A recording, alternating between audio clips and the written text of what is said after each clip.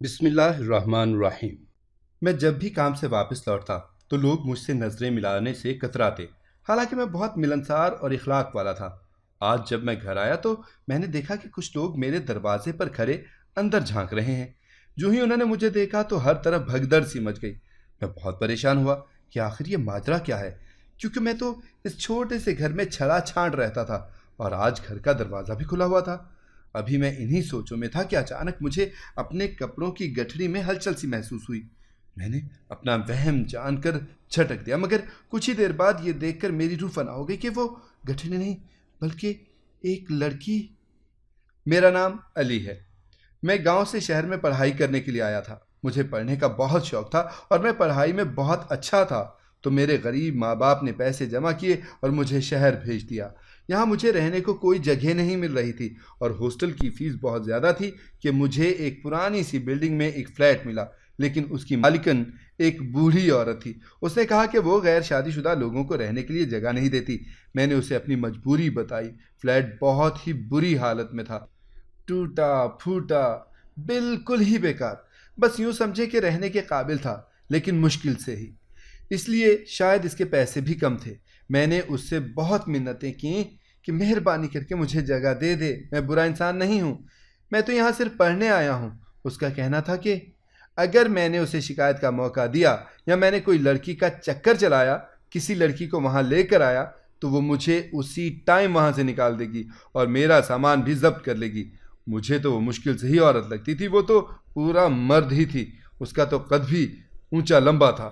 میں اس کی شخصیت کے روب میں آ گیا اور واضح کیا کہ اس طرح کی کوئی بات نہیں ہوگی، ویسے بھی اس طرح کی کوئی بات ہو ہی نہیں سکتی تھی۔ میں اس طرح کا انسان نہیں تھا اور نہ ہی اتنا حسین کہ میرے پیچھے کوئی لڑکی میرے گھر تک آ جاتی۔ دن اسی طرح گزرنے لگے۔ ایک دن میں نے کچھ عجیب محسوس کیا۔ میں نے دیکھا کہ اس بلڈنگ میں رہنے والے لوگ میرے گھر کے باہر کھڑے ہیں اور مجھے دیکھتے ہی وہاں سے تتر بتر ہو گئے ہیں۔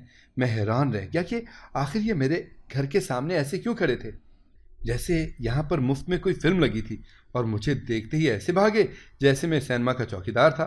میرے گھر میں بھلا دیکھنے کو تھا ہی کیا؟ یہ کوئی محلے کے کسی شادی شدہ بندے کا گھر تو تھا نہیں جہاں پر نند اور بھابھی کی لڑائی چلتی ہو اور سارا محلہ مزے لیتا ہو۔ میری روٹین ایسی تھی کہ میں صبح سویرے کالج کے لیے نکل جاتا تھا، سارا دن کالج میں ہی خوار ہوتا اور شام کو اپنی نوکری کرتا تھا کہ اپنے کالج کی فیس دے سکوں۔ منہ اندھیرے تو میں گھر میں آتا تھا اور اتنا تھکا ہوتا تھا کہ گھر آتے ہی بستر پر گر جاتا تھا۔ پھر میرے گھر میں آخر ایسا کیا تھا کہ سارے لوگ اتنے تجسس سے اسے دیکھ رہے تھے؟ ایک دن تو میں نے یہ بات درگزر کر دی، پر اگلے دن پھر ایسا ہوا، میں گھر کے اندر آیا، گھر میں سامان کی کمی تھی، الماری بھی موجود نہیں تھی، اس لیے اپنے کپڑے ایک بڑی سی کپڑے کی گٹھڑی میں ڈال کر رکھتا تھا۔ میں نے دیکھا کہ وہ کپڑے کی گٹھڑی ہل رہی تھی، اس میں کوئی ہلچل ہو رہی تھی۔ ایک بار تو میرا دل بیٹھ گیا، پھر میں نے سوچا کہ کوئی بلی ہوگی۔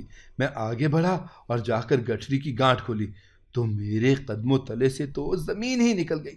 اس گٹھڑی میں کپڑے نہیں بلکہ ایک لڑکی تھی، ایک جیتی جاگتی حسین اور جمیل لڑکی جس کی عمر 16 یا 17 سال ہوگی۔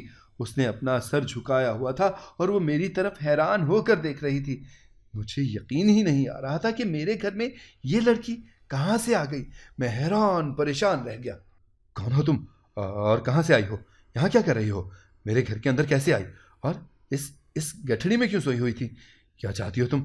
میں نے ایک ہی سانس میں اس سے بہت سارے سوال کر ڈالے کیونکہ میں بہت گھبرا گیا تھا۔ میں بھاگا اور جلدی سے دروازہ اور کھڑکیاں بند کرنے لگا کہ کہیں میری مالک مکان نے میرے گھر میں لڑکی کو دیکھ لیا تو وہ مجھے ابھی کے ابھی یہاں سے نکال دے گی۔ میرے پیچھے کچھ لوگ پڑے تھے، اسی لیے میں آپ کے گھر میں آ گئی اور یہاں پر چھپنے لگی۔ میں اس کی بات سن کر حیران رہ گیا کہ یہاں پر چھپنے لگی سے اس کا کیا مطلب تھا؟ کیا وہ کافی دنوں سے یہاں پر رہ رہی تھی؟ دیکھو لڑکی، میرے ساتھ چالاکی کرنے کی ضرورت نہیں ہے، مجھے ساری بات بتاؤ کہ تم کون ہو اور کہاں سے آئی ہو اور میرے گھر میں کیا کر رہی ہو، کتنے دن سے رہ رہی ہو یہاں پر؟ اس کا کہنا تھا کہ وہ یہاں پر 4-5 دن سے رہ رہی ہے۔ میرے جانے کے بعد وہ گٹھڑی سے باہر نکل آتی تھی، جب میں واپس آ جاتا تو اس میں چھپ جاتی تھی۔ میں تو ویسے بھی پورا دن گھر نہیں ہوتا تھا اور جس ٹائم میں گھر آتا اس ٹائم لائٹ جانے کا ٹائم ہوتا تھا۔ وہ اندھیرے کا فائدہ اٹھا کر 1 ہفتے سے میرے گھر میں چھپی ہوئی تھی اور میں ایسا بے وقوف انسان تھا کہ مجھے اس بات کا علم تک نہ ہوا۔ میں نے اسے کہا کہ بہت ہو گیا تمہارا کھیل، اب میں واپس آ گیا ہوں، چلو یہاں سے چلی جاؤ۔ میں نے اسے باہر جانے کا راستہ دکھایا تو وہ چھوٹے بچوں کی طرح رونے لگی۔ میں اسے چپ کروانے لگا۔ دیکھو پلیز رو مت۔ اس کی آواز سن کر ہی میری مالی مکان آ جاتی۔ اسے بمشکل چپ کروایا اور پانی پلایا۔ وہ میری طرف حسرت بھری نظروں سے دیکھنے لگی۔ میں نے پوچھا کہ کیا بات ہے؟ تو کہنے لگی مجھے بہت بھوک لگی ہے۔ میں نے کہا کہ جب 7 دن سے یہاں چھپی ہوئی تھی تو کھانا کہاں سے کھا رہی تھی؟ تو کہنے لگی میں کھانا خود بنا کر کھا لیتی تھی، وہ آپ کی الماری میں راشن کا سامان موجود ہے، دالیں بھی ہیں، میں وہی بنا کے کھا لیتی تھی۔ میرا تو اپنی لا علمی اور بے وقوفی پر ماتم کرنے کا دل کر رہا تھا۔ بہرحال میں گھر سے باہر گیا اور اس کے کھانے کے لیے کچھ لے کر آیا۔ اس نے کھانا اچھے سے کھایا، جیسے پہلی اور آخری بار کھا رہی ہو۔ میں اس کا کھانا کھانے کا انتظار کر رہا تھا کہ کب یہ کھانا ختم کرے اور مجھے بتائے کہ یہ کون ہے، تاکہ میں اسے اس کے گھر چھوڑ کر آؤں اور میری جان چھوٹ جائے۔ کھانا کھا کر اپنا ہاتھ منہ صاف کیا اور مجھے بتایا کہ میرے ماں باپ اس دنیا میں نہیں ہیں۔ میرا بوڑھا باپ ایک بوڑھے شخص کے ساتھ میری شادی طے کر گیا تھا۔ وہ شخص اتنا بوڑھا ہے کہ سارے محلے والے اس کو اس کے نام سے نہیں بلکہ چاچا کہہ کر بلاتے ہیں۔ چاچا مجھ سے شادی کرنا چاہتا تھا، اس لیے میں شادی والے دن وہاں سے بھاگ آئی۔ میں ادھر پیچھے بنی کچی آبادی میں ہی رہتی ہوں۔ یہاں پر دیکھا کہ تم تو سارا دن گھر میں ہوتے نہیں، تو سوچا کہ چھپنے کے لیے یہی جگہ مناسب ہے۔ میرے پاس اور کوئی جگہ نہیں ہے، کہیں اور جانے کا راستہ نہیں ہے۔ میں اگر یہاں سے باہر گئی تو وہ چاچا مجھے ضرور تلاش کر لے گا اور پھر مجھ سے شادی کرنے کی کوشش کرے گا۔ خدا کے لیے تم مجھے یہیں رہنے دو۔ میں اس لڑکی کی بات پر حیران رہ گیا اور میں نے کہا کہ میں تمہیں یہاں کیوں رہنے دوں؟ یہاں کیا کرو گی؟ تمہارا یہاں پر کام کیا ہے؟ تو وہ بولی کہ میں تمہارے گھر میں رہ کر تمہارے کام کیا کروں گی، تمہارے کپڑے دھو دوں گی، تمہارے لیے کھانا بنا دیا کروں گی، تمہارا گھر بھی صاف کر دیا کروں گی، بدلے میں تم سے کچھ نہیں مانگوں گی، بس مجھے یہاں رہنے دو۔ عجیب پاگل سی لڑکی تھی۔ اسے پتہ نہیں تھا کہ یہ لڑکا لڑکی بغیر کسی رشتے کے ساتھ نہیں رہ سکتے۔ ویسے وہ تھی بہت خوبصورت اور معصوم۔ مجھے تو اس کی خوبصورتی اور معصومیت پر پیار بھی آ رہا تھا اور غصہ بھی۔ اسی بے وقوفی کی وجہ سے آج وہ اس مقام پر پہنچ گئی تھی کہ غیر آدمی کے گھر میں کھڑی تھی۔ یہ تو میں تھا کہ میں نے اسے کچھ نہ کہا، پر میری جگہ وہ کسی غلط آدمی کے ہاتھ لگ جاتی تو اب تک اس کے ساتھ کیا کچھ ہو چکا ہوتا۔ اسے سمجھانا بھی فضول تھا۔ وہ کم عمر تھی، شاید اسی لیے اسے ان چیزوں کا پتہ نہیں تھا۔ میں نے اسے کہا کہ میرے ساتھ پولیس اسٹیشن چلو، اپنے چاچا کے خلاف رپورٹ کرواؤ۔ تو وہ ہنس دی اور پھر کہنے لگی میرا چاچا ہی تو پولیس والا ہے۔ کیا؟ میں تو اپنا سر پکڑ کے ہی بیٹھ گیا کہ اب اس لڑکی کا میں کروں تو کروں کیا۔ میں یہ سوچنے لگا کہ یہ 7 دن سے یہاں رکی ہوئی ہے اور خود مجھے پتہ نہیں چلا، تو اگر یہ یہاں پر کچھ دن رہ جائے تو کسی کو کیا پتہ چلے گا؟ پھر دیکھوں گا کہ اس کا کیا کرنا ہے۔ میں نے اسے کہا کہ جیسے تم اس گھر میں رہتی ہو ویسے ہی رہنا، لیکن اب اور محتاط رہنا کہ بالکل بھی کسی کو پتہ نہ چلے۔ اس نے ایک بہت عجیب بات کہہ ڈالی، کہتی آپ فکر نہ کریں، میں اس کام میں بہت ماہر ہوں۔ کیا مطلب تھا اس کا؟ کہ وہ لوگوں کے گھروں میں چھپی رہتی ہے؟ 4 دن تو وہ اسی طرح رہی۔ مجھے ایسے ہی لگا جیسے وہ اس گھر میں ہی نہیں، بس رات میں اس کے لیے کھانا لے کر آتا تھا اور کبھی وہ میرے لیے کھانا بنا کر رکھ دیتی تھی۔